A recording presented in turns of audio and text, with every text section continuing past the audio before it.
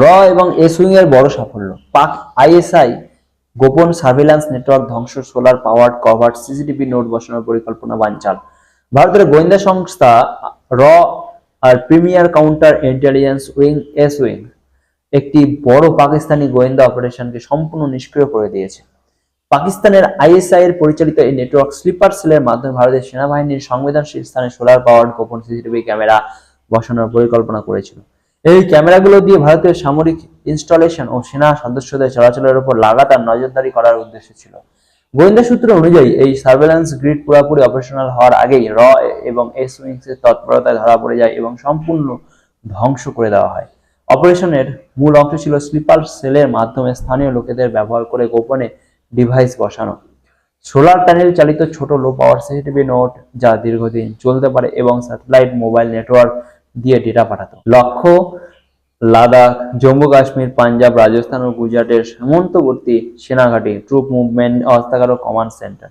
এই অপারেশনে এনটিআরও national technical research অর্গানাইজেশনের ভূমিকাও খুবই গুরুত্বপূর্ণ ছিল।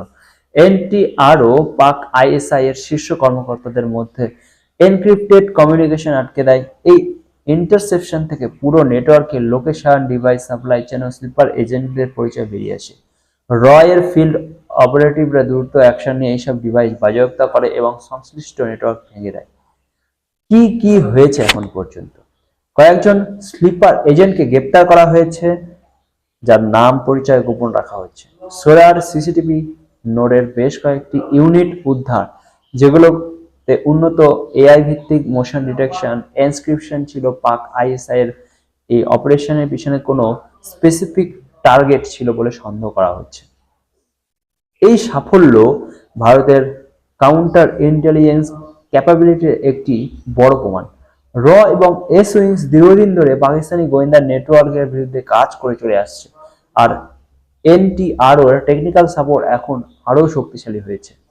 সরকারি সূত্র বলছে এই ধরনের হাইটেক সার্ভিল্যান্স অপারেশন বন্ধ করা হয়েছে বলে ভারতের সামরিক স্থাপনাগুলোর নিরাপত্তা অনেক বেড়েছে, তবে সতর্কতা অব্যাহত করা হচ্ছে।